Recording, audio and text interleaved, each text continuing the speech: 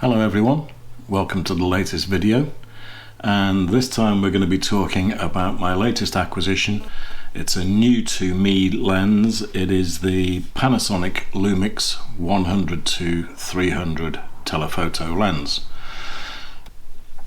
Got it for a very good price. I'll put some details up on the screen of what you can expect to pay.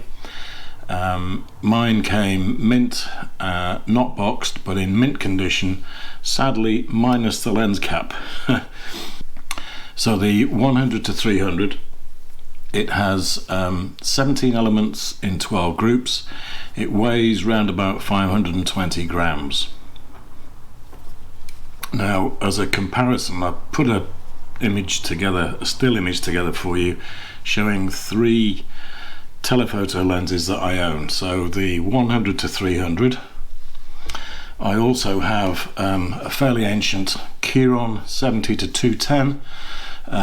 This one happens to be a Canon FD mount lens, manual focus obviously, and this one weighs in at, I've got my scales down here, this one weighs in at 875 grams.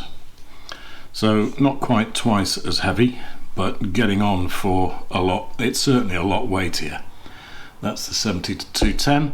And then if you've already seen the video when I used this one, the Sigma 400mm, this beast weighs in at 1131 grams. So it really is a substantial thing. Sometimes when you're fitting a lens to a camera, you do it that way round.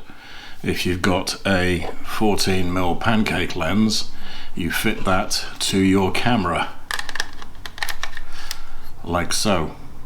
Other times you fit the camera to the lens, and in the case of the 100-300, it's really a very compact lens, to be honest with you, but nevertheless, putting it onto a GF1, you definitely fit the body to the lens, not the other way around, and it does look a bit silly, for want of a better expression, in my opinion anyway. I wouldn't normally expect to use a lens like this on a very compact camera such as the GF1 or one of its many more modern counterparts. Certainly though, when I mount it on the EM1,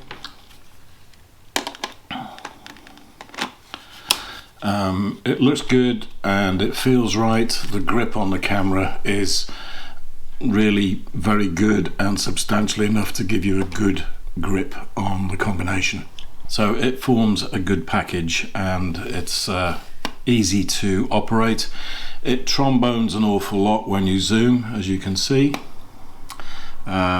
Its aperture runs from f4 at the 100mm end up to 5.6 at the 300mm end, and of course with it being on a micro 4/3 camera, it's the equivalent to a 200-600mm zoom on full frame, so bear that in mind.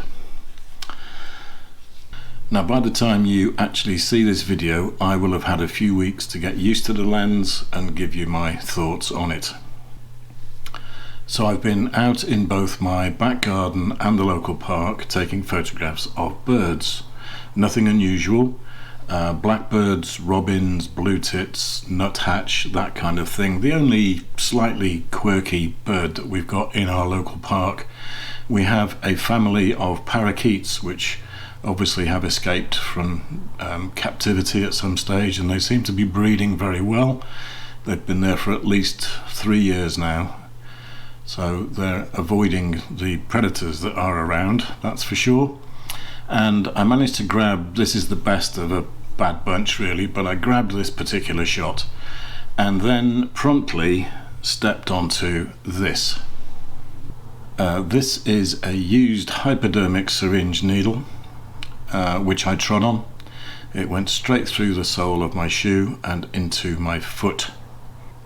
Now when I stopped hopping around and managed to remove this needle, the first thing I had to do was to get some medical assistance, and to cut a long story short, this happened at about 10:30 in the morning, and it took me until 5 o'clock in the evening to get seen, and blood tests and injections for things like hepatitis and HIV. By the time you see this video, hopefully I'll have had the all clear, fingers crossed.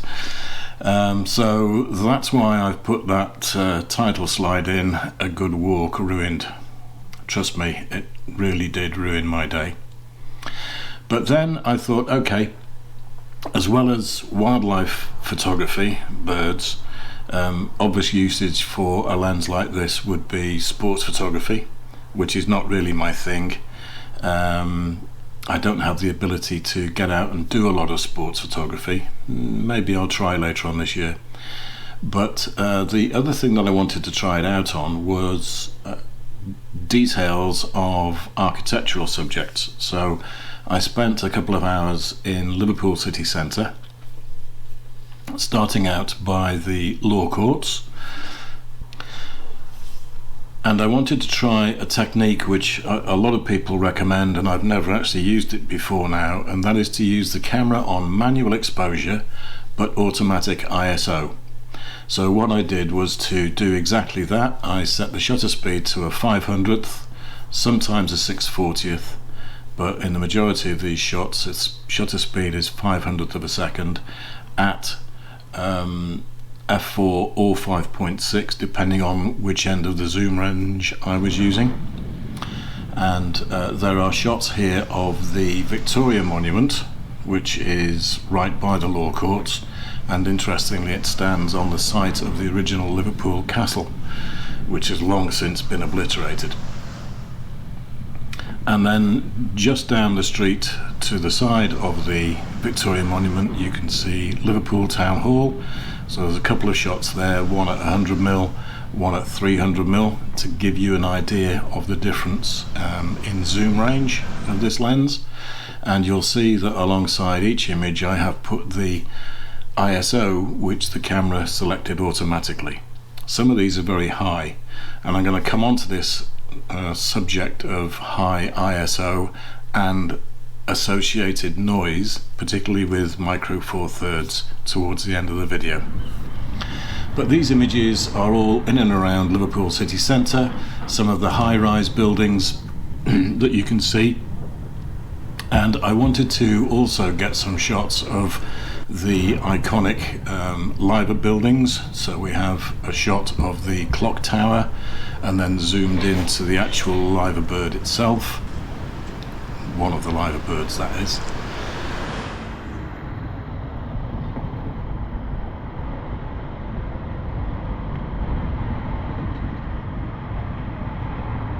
And then just to the right of this couple of shots we have Martin's Bank, which is now actually being converted into a luxury hotel. And I've got some shots of the interior here. This is the banking hall, and what a magnificent building it is.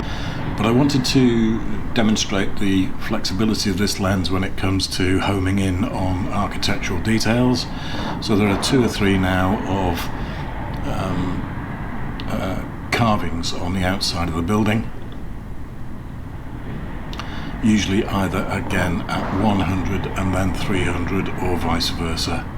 And you can see that the ISO changes from the lowest, I think was 100, up to about 2000. I think that's the highest ISO rating that the camera selected on this particular day. It was pretty bright, quite a lot of sunshine around.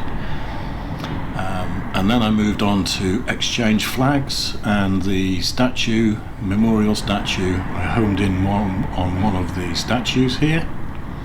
There we go, 170mm at ISO 2000. And in some of the back streets I just took a photograph of this mural. Nothing to shout about. And then looking the other way, this is called Leather Lane. And I managed to grab a photograph of this guy walking away from me. And then we have the Prudential Assurance buildings, and I just thought I'd take a couple of shots of the statue, ISO 1600, and the close-up is at ISO 3200.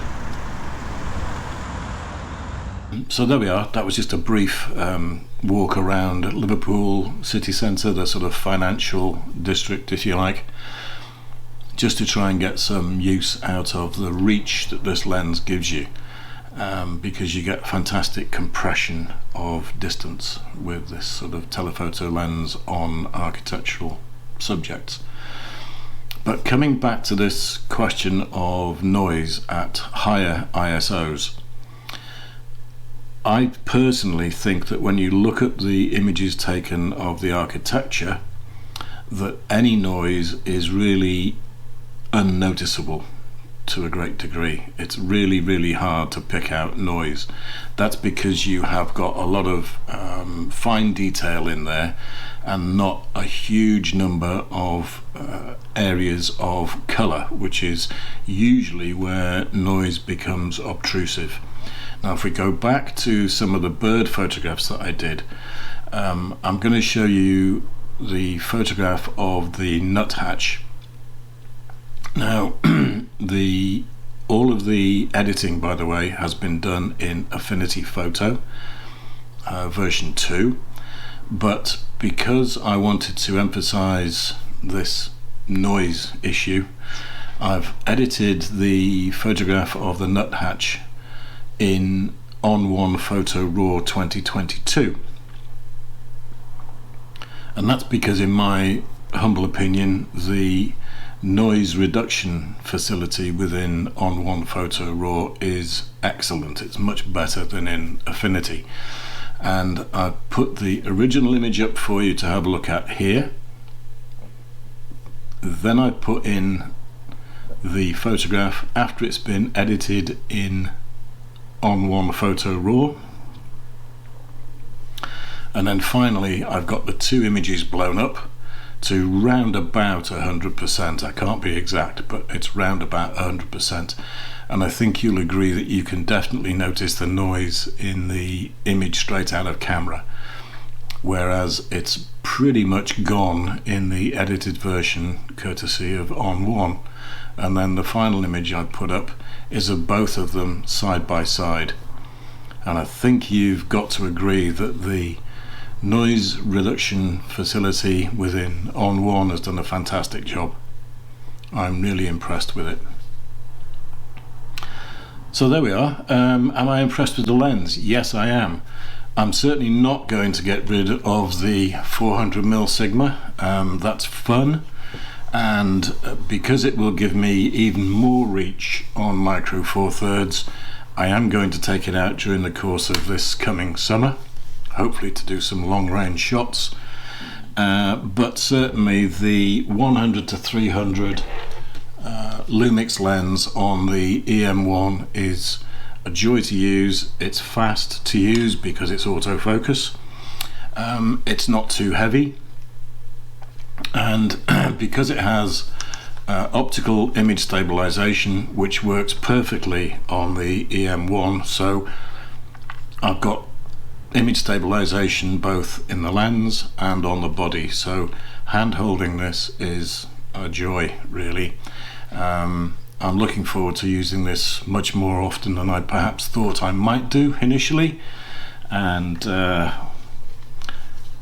you never know, you might see some more images during the course of this coming summer. I certainly hope so.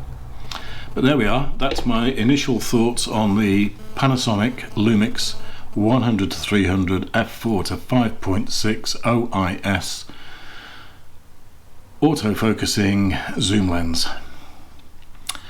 I hope you continue to enjoy your photography. Get out and use the gear that you have.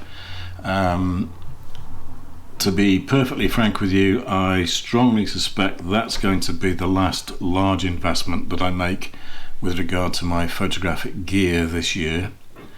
I can't promise, but I think it is going to be. Until the next time, look after yourselves, everybody, and I'll see you very soon. Bye for now.